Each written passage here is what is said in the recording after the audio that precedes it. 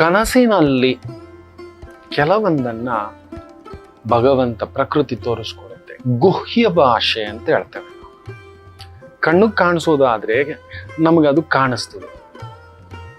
ಕಾಣಿಸದೇ ಇದ್ದದ್ದು ಕಾಣಿಸುವ ಭಾಷೆ, ಕೇಳಿಸೋ ಭಾಷೆ.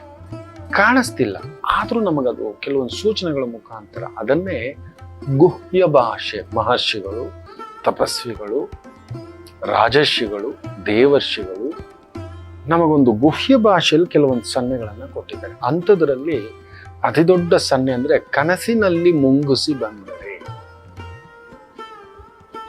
100% ಹೇಳ್ತಾನೆ, ನಿಮ್ಮ ಮೇಲೆ ಯಾರೋ ಅಟ್ಯಾಕ್ ಮಾಡಿದ್ದಾರೆ, ಯಾವುದು ಬಿಡಿಸಿಕೊಳ್ಳಲಾರದ ಗಂಟು, ಚಿಕ್ಕು, ಒದ್ದಾಟ, ವ್ಯವಹಾರ ಚಿಕ್ಕು, ಕುಟುಂಬದ ಚಿಕ್ಕು, ಕೋರ್ಟ್ ಚಿಕ್ಕು, ವ್ಯಾಜ್ಯಗಳು, ಒದ್ದಾಟದಲ್ಲಿದ್ದೀರಿ. 100% ಕನಸಿನಲ್ಲಿ ಮುಂಗುಸಿ ಬಂದರೆ ಇವುಗಳಿಗೆ ದಾರಿ ತೋರಿಸಿಕೊಡುತ್ತದೆ. ಈ ವ್ಯಾಜ್ಯಗಳು ದೂರ ಆಗುತ್ತೆ, ತೊಂದರೆ ದೂರ ಆಗುತ್ತೆ. ಯಾರೋ ಬಲಾಢ್ಯ ವ್ಯಕ್ತಿ ನಮ್ಮನ್ನ ತುಳಿಲಿಕ್ಕೆ ನೋಡ್ತಿದ್ದಾನೆ, ಚುಚ್ಚಲಿಕ್ಕೆ ನೋಡ್ತಿದ್ದಾನೆ, ಮೋಸ ಮಾಡ್ಲಿಕ್ಕೆ ನೋಡ್ತಿದ್ದಾನೆ, ಕಿತ್ಕೊಳ್ಳೋಕ್ ನೋಡ್ತಿದ್ದಾನೆ, ಅನ್ಯಾಯ ಮಾಡ್ಲಿಕ್ಕೆ ನೋಡ್ತಿದ್ದಾನೆ. ಏನು ಮಾಡೋದು ಭಗವಂತ ಅಂತ ನಿತ್ಯ ಪ್ರಾರ್ಥನೆ ಮಾಡುತ್ತಿದ್ದರೆ ಕನಸಿನ ಮುಖೇನ ನಮಗೊಂದು ಸೂಚನೆ ಕೊಡುತ್ತೆ ಧರ್ಮದೇವತೆ. ಏನು ಮಾಡಕ್ಕಾಗಲ್ಲ. ಅಧರ್ಮದಲ್ಲಿರೋರಿಗೆ, ಅನ್ಯಾಯದಲ್ಲಿರೋರಿಗೆ ಇದೆಲ್ಲ ಕಾಣಿಸಲ್ಲ, ಬಿಟ್ಬಿಡಿ.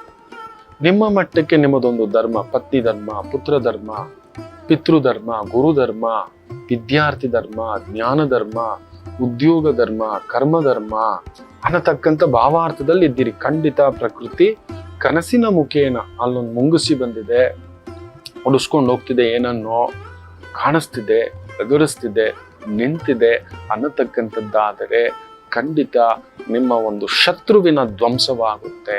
ಯಾರೋ ಆಫೀಸಲ್ಲಿ ಒಂದು ಸಣ್ಣ ಕೆಲಸ ತುಳಿತಿದ್ದಾನೆ, ಇನ್ಕ್ರಿಮೆಂಟ್ ಕೊಡ್ತಿಲ್ಲ, ಪ್ರಮೋಷನ್ ಕೊಡ್ತಿಲ್ಲ, ಯಾವ ಮಟ್ಟಕ್ಕೆ ಒತ್ತಡ ಆಗ್ತಿದ್ದಾನೆ ಅಂದ್ರೆ ನಾವು ಕೆಲಸ ಬಿಟ್ಬಿಡ್ಬೇಕು, ಇಲ್ಲ ಬೇರೆ ಕಡೆ ಟ್ರಾನ್ಸ್ಫರ್ ಆಗ್ಬಿಡ್ಬೇಕು, ಆ ರೀತಿ ಒತ್ತಡ.